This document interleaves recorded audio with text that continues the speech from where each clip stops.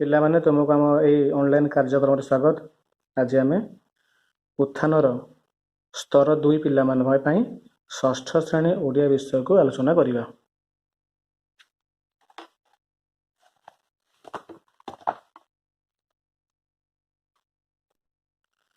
ପିଲାମାନେ କାର୍ଯ୍ୟ ଫର୍ଦ୍ଦ 1 ଶିକ୍ଷଣ ଫଳାଫଳ ହେଲା ଶୁଣିଥିବା କଥା କିମ୍ବା ନିଜ ମନ କଥାକୁ ନିଜ ଶୈଳୀରେ ଭିନ୍ନ ଭିନ୍ନ ଚିତ୍ର ଶବ୍ଦ ବାକ୍ୟ ଦ୍ୱାରା ଲିଖିତ ରୂପରେ ଅଭିବ୍ୟକ୍ତ କରିବା। କରେ ଦେଇଛି ତଳ ଅନୁଚ୍ଛେଦଟି ପଢ଼। ଗୋଟେ ଗପ ଦେଇଛି। ଖେଳ ପଡ଼ିଆ ପାଖରେ ବରଗଛଟିଏ, ଗଛରେ ଅନେକ ରକମର ପଶୁପକ୍ଷୀ ରହୁଥିଲେ। ଦିନେ ଉପରବେଳା କୈଳାସ ଓ ଚୂଡ଼ାମଣି ପଡ଼ିଆରେ ଖେଳୁଥିଲେ। ଦେଖିଲେ ଦଳେ ଲୋକ କୁରାଢ଼ୀ ଧରି ଆସି ବରଗଛକୁ କାଟିବାକୁ ବସିଲେ। ପିଲା ଦୁହେଁ ଗଛର ଉପକାରିତା ବିଷୟରେ ବୁଝାଇ ଗଛ ନ କାଟିବାକୁ କହିଲେ। ଲୋକେ ବୁଝିଲେ ଯେ ଗଛ ଆମର ଅତି ଉପକାରୀ। ସେମାନେ ଗଛର କୌଣସି କ୍ଷତି ନ କରି ଫେରିଗଲେ। ତ ଏଇ ଥିଲା ଅନୁଚ୍ଛେଦଟି। ତୁମେ ୟାକୁ 2ରୁ 3 ଥର ପଢ଼। ଏବେ ଯିବା କାର୍ଯ୍ୟ ଫର୍ଦ୍ଦ 1ର ଖ ଉଦାହରଣ ଅନୁଯାୟୀ ସାରଣୀ ପୂରଣ କରିବା। ତୁମେ ସାରଣୀଟିକୁ ଭଲ ଭାବରେ ଦେଖ। କ'ଣ ଦିଆଯାଇଛି? କ, ଖ, ଗ, ଘ, ଚ, ଛ ଓଡ଼ିଆର ବର୍ଣ୍ଣ ଅକ୍ଷର ଗୁଡ଼ିକୁ ଦିଆଯାଇଛି। ପ୍ରଥମେ ଆକାର, ହର୍ଷେଇ, ଦୀର୍ଘେଇକାର, ହର୍ଷୌକାର, ଦୀର୍ଘୌକାର, ଋକାର, ଏକାର, ଐକାର, ଓକାର ଏବଂ ଔକାର। ବାମ ପାର୍ଶ୍ୱରେ ଦିଆଯାଇଥିବା ଅକ୍ଷର ଗୁଡ଼ିକୁ ନେଇ ତାକୁ ଆମେ ପୂରଣ କରିବା। ଯେମିତି କ ଆକାର କା, କ ହର୍ଷେଇକାର କି, କ ଦୀର୍ଘେଇକାର କି, କ ହର୍ଷୌକାର କୁ, କ ଦୀର୍ଘକାର କୁ, କ ଋକାର କୃ, କ ଏକାର କେ, କ ଐକାର କଇ, କ ଔକାର କୌ।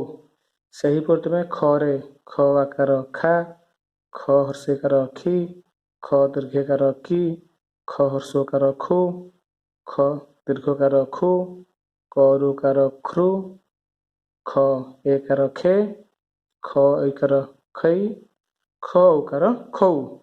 ଏହିପରି ତଳ ଶବ୍ଦ ଗୁଡ଼ିକୁ ମଧ୍ୟ ନିଜେ ଲେଖିବ ଏବଂ ତାକୁ ଉଚ୍ଚାରଣ କରି ପଢ଼ିବ। ପ୍ରଶ୍ନ ନମ୍ବର ଗ କୁ ଯିବା। ନିମ୍ନ ମାତ୍ରାଯୁକ୍ତ 2ଟି ଲେଖାଏଁ ଶବ୍ଦ ଲେଖିବା। ଆମେ ୟା ପୂର୍ବରୁ ଖରେ ମାତ୍ରା ଲଗେଇ ଅକ୍ଷର ଗୁଡ଼ିକୁ ପୂରଣ କରିଥିଲେ। ଏବେ ଆମେ ମାତ୍ରା ଲଗେଇ ନୂତନ 2ଟି ଲେଖାଏଁ ଶବ୍ଦ ଲେଖିବା। ଆ ଆକାର ଲେଖିଥିବା ଶବ୍ଦ ଲେଖିବା। ଯେମିତି ଅରେ ଆକାର ଆ ତ ଆତ, ଗରେ ଆକାର ଗା ତ ଗାତ। ହର୍ଷେକାର ଲାଗିଥିବା ଶବ୍ଦ ଲେଖିବା। ମ ହର୍ଷେକାର ମି, ତରେ ଆକାର ତା ମିତା। ବ ହ ହର୍ଷେକାର ହି ବହି।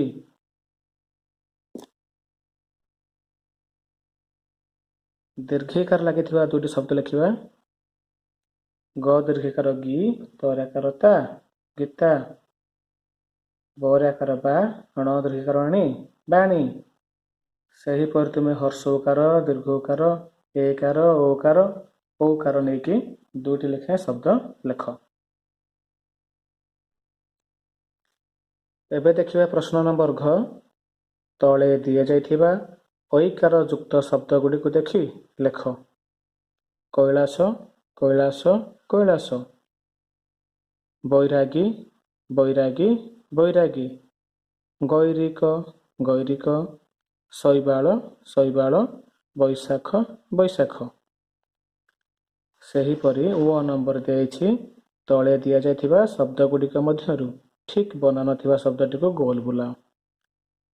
ଗୀତ, ଗୀତ। ଏ ଭିତରୁ କେଉଁଟି ଠିକ୍ କହିଲେ ପିଲେ? ଗ ଦୀର୍ଘିକାର ଗି ତ ଗୀତ। ମ ଦୀର୍ଘକାର ମୁ, ସରେ ଆକାର ସା ମୂଷା, ମ ହର୍ଷକାର ମୁ, ସରେ ଆକାର ସା ମୂଷା। କହିଲେ ପିଲେ କେଉଁଟି ଠିକ୍?